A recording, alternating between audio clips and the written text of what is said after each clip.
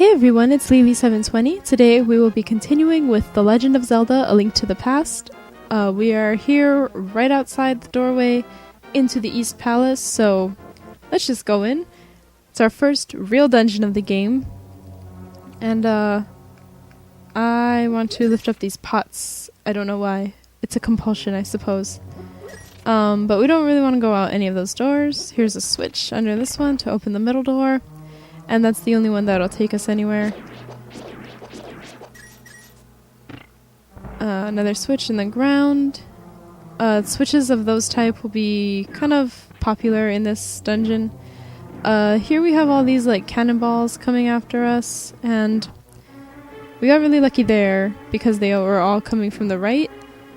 Basically all you want to do is, hide in the little holes and keep moving. It's really not difficult.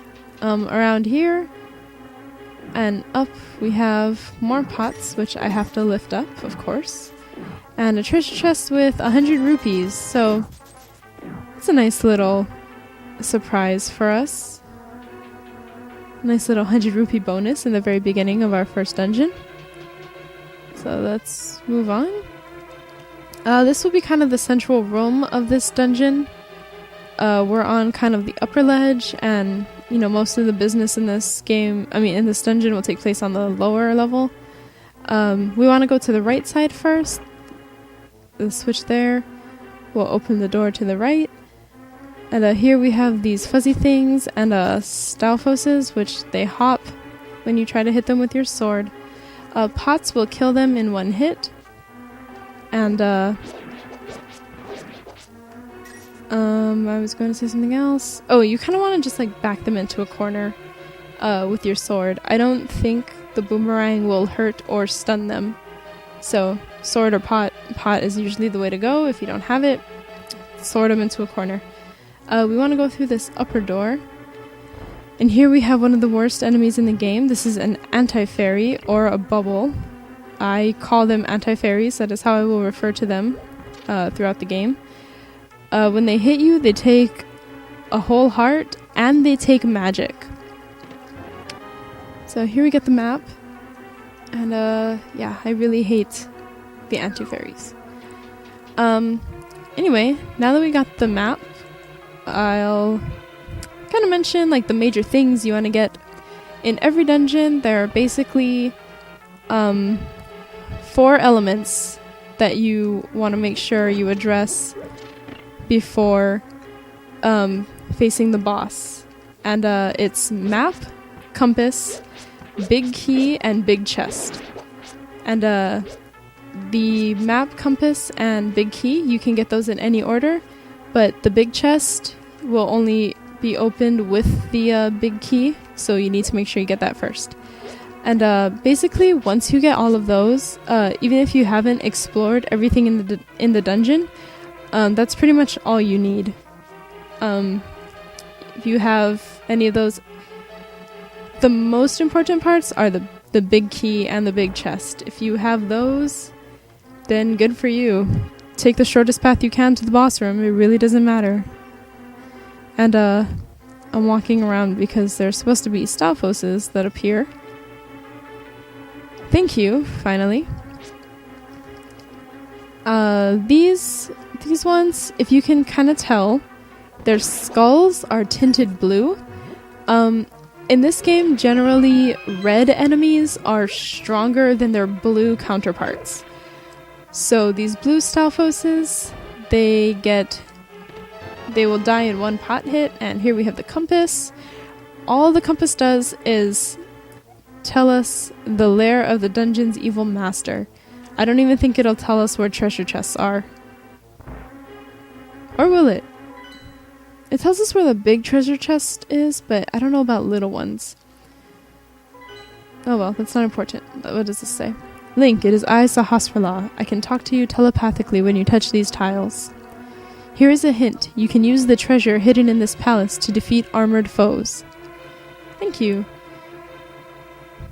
Also, rule of thumb for any Zelda is you can use the treasure in the dungeon to defeat the boss of the dungeon. Up here we have a green Igor. They will die with a few sword hits, I believe. I'm not sure. I never really tried because I would get tired and throw a pot at them. But they die in one pot hit or like one arrow, I think. I usually just use the pots. I don't waste my arrows on them because they're not necessary to kill them. Pretty much we got, the map and the compass. Now we're in line to get the big key. And I'm gonna go around in a circle, even though the door we wanted to go to was right by the switch, because I didn't want to get hit by the anti-fairies. There are only Stalfoses in here. One of them, I believe, has a key. Or no, the key is under a pot. There we go, right there. We're almost full on magic for the first time in the game. So we want to come here through the locked door. Now we can come along this overpass in the second room of the dungeon. And here we have to kill everything in here. And that will release the anti-fairies from that pot in the center of the room. Oh, the Stalfos. Okay. And now we can kill this thing. And you want to be careful because they're going to go flying all over the place. So what you want to do is pick up that pot, step on the switch, and here we have the big key. Now, briefly, I didn't want to look at the map. I've seen the map. If you go to your inventory screen, at the very bottom right, it'll say dungeon item underneath the area that says equipment. And when you enter a new dungeon, the dungeon item section will be empty. As you get the map, compass, and big key, they'll be full. And so that kind of matches my whole, map, compass, big key, big chest thing. How these are all the things you want to get. And like I was saying earlier, if you get the big key and the big chest, pretty much you're golden. Just move on if you don't really care about anything else. It's helpful. And he gave us arrows, even though we still don't have a bow yet, but that will change now. You found the bow. You can shoot arrows until you run out. Oh, and these yellow skulled things will drop. They'll, shoot their skulls at you, but they only last for a little while, then they'll go away. So we took a little bit of damage, but no problem. Let's hop down here real quick. And there are fairies. That's what those giant white pots indicate. If you fall down those, you will go to a little fairy fountain area. And here we can catch a fairy and keep it in a bottle. Then you step into either of these platforms, and it'll take you up to the uppermost level that you fell from. So in this case, we just fall into one white pot, and we fall straight to the fairies, and we want to keep another in a bottle. In some cases you'll actually fall 2 or more levels, and those warp tile things will take you back up to the very top level, not just one up. It'll take you all the way back up, so you don't have to go very far. Let's go ahead and light the lamps in here real quick because I don't like it being so dark. And really, we want to just wake up one Igor at a time if possible. It's not always, because they'll be standing too close together sometimes. But you just want to kill them and they'll drop the key. In this room, there's just rupees and 2 anti-fairies, so we're not even going to bother with that because I really don't want to die in this dungeon. It's early and this dungeon is easy. So I'm trying to, preserve as much health as I can. The switch is in the bottom left pot. And here's kind of one of those rooms where it's a little difficult to wake up only one Igor. I like to kill them all so they don't, screw me over afterwards, but the real switch, it looks like there are 4. The real one is under the bottom Igor. and we can move on. Here we'll get a bunch of cannonballs. It's the upper left switch, and we made it without damage. Yes. Here we have the red Igor, and they're a little harder to kill. I believe pots do nothing. Only arrows will work, and it'll take 2 arrows to kill them. This one's not too bad because it's just 1. So you just shoot a couple of arrows. It'll drop 10, which, how bad was my aim supposed to be? No, fuck. These things, I don't know what they're called, but they drop a lot of money too. Okay, so basically, we want to just run away from it. It doesn't seem like distance will put them back to sleep. It's more like time. And we killed both, again without taking damage. I'm so happy. I usually get hit because I don't move fast enough. And right through here we have our first boss. We have the arrows equipped, which is good. That's all we'll need. These are the Armos Knights. They're going to do a nice little dance for us as they spin around the room. And basically, you just want to keep shooting them with arrows. And the last one that's alive will kind of freak out, but he's really easy to handle. Die.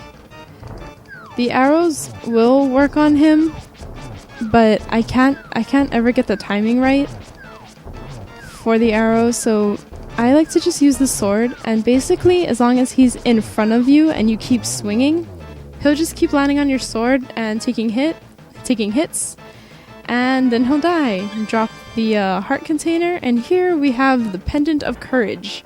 It's the first of 3 pendants that we need to get, and that was relatively painless. I thought that went fairly well. You won the Pendant of Courage. Take it to Sahasrara. 2 pendants remain. Woo! Alright, so before we stop, we'll... Get the fuck out of our way. Oh, I missed. Okay. Will you get the frick out of the way or die or something? Thank you! Oh my god. I don't use the arrows a whole lot. They can come in handy. You use them for only like a few enemies, but they will become more important later. And so let's talk to this guy. Oh, you got the Pendant of Courage. Now I will tell you more of the legend. 3 or 4 generations ago, an order of knights protected the royalty of the Hylia. These knights of Hyrule were also guardians of the Pendant of Courage. Unfortunately, most of them were destroyed in the Great War against evil that took place when the 7 wise men created their seal. Among the descendants of the Knights of Hyrule, a hero must appear. I see, Link. I believe you. You should get the remaining pendants, and carry this with you. This is a treasure passed down by the families of the wise men. I want you to have it. Here he gives us the Pegasus boots. Now you can execute a devastating dash attack. Hold the A button for a short time. A helpful item is hidden in the cave on the east side of Lake Hylia. Get it. That item is helpful, but we really only need it. We don't need it till much later. We'll get it before we progress too far. But anyway, there's a breakable wall here that we can use a bomb on, or we can run into it. If you have a wall that looks like that one, where it has the very round crack in it, that indicates, what does it indicate? Oh, it kind of like, really outlines the doorway. It doesn't just look like a crack in the wall. Those you can run into with the Pegasus boots, and you can open it. Or you can also use a bomb. And here we have more bombs. They'll tell us how to use bombs again. Even though that is, one of the 2 ways that we could have gotten there. So... because I don't really like being here, I'm going to make my way out of here, and I will stop. Fucker. I will stop somewhere else for the next video, and I am kind of blanking out on where we're supposed to go next, but I believe it is somewhere to the west. I'm sure we'll find out by the time we need to know, so we won't be too lost for too long. And if these things will stop killing me, I'd be very happy. Okay, back up all the way to the screen. Down is to the Lake Hylia shop.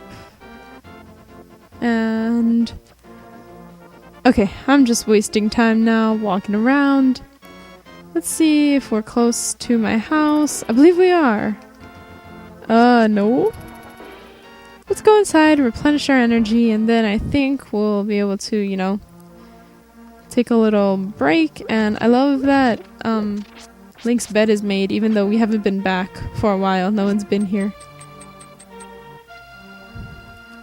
Anyway. Alright, so in the next time we'll be heading west? No. Yes, we will be heading west, but not as far west as I thought we would be heading. Anyway, next time, west. Thank you very much for watching. I shall see you later.